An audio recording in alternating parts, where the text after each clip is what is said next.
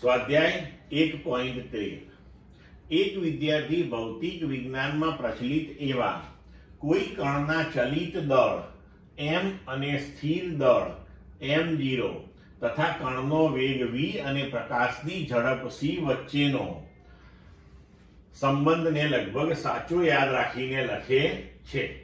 આ સંબંધ પ્રથમ આલ્બર્ટ આઇન્સ્ટાઈનના વિશિષ્ટ સાપેક્ષતાના સિદ્ધાંતના પરિણામ સ્વરૂપે મળેલ છે.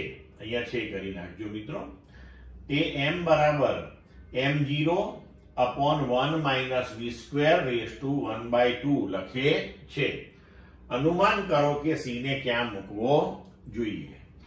હવે આપણે જાણીએ છીએ કે કોઈ પણ સમીકરણ આપણે લઈએ તો એ ત્યારે જ સાચું કહેવાય કે પારિમાણિક દ્રષ્ટિએ સાચું હોય, એટલે કે બંને તરફના પારિમાણિક સૂત્રો સમાન થતા હોય. હવે ડાબી બાજુ જે છે આ સૂત્રની, એમાં પારિમાણિક સૂત્ર બનશે દળ છે એટલે કે m1 L0 T0.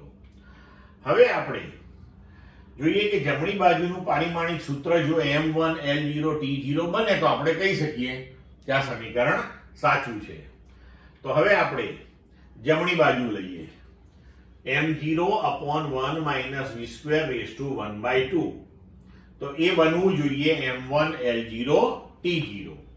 હવે m0 એ દળ છે તો એનું થશે m1 L0 T0 upon 1 minus v square raised to 1/2 બરાબર m1 L0 T0.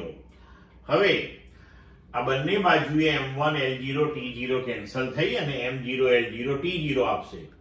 તો આપણે આને સૂત્રનો કરતા બનાવીએ તો 1 minus v square raised to 1/2 બરાબર m0 L0 T0. હવે અહીંયા જુઓ મિત્રો કે આ 1 છે એટલે એનું પારિમાણિક સૂત્ર થશે m0 L0 T0. તો v square નું પણ શું થવું જોઈએ? m0 L0 T0 એ થવું જોઈએ આ પદ માટે.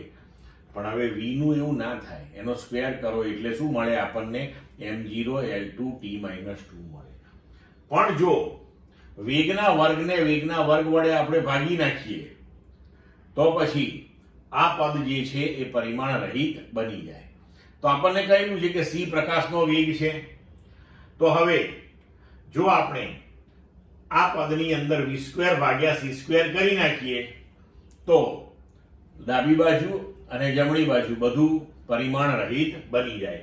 એનો મતલબ કે જે આપણે સમીકરણ લખ્યું હતું એને સાચો સંબંધ બનાવવા માટે આપણે આવી રીતે લખવું પડે કે m બરાબર m0 upon 1 minus v square ભાગ્યા c square raised to 1/2. સમજ પડી મિત્રો બધાને?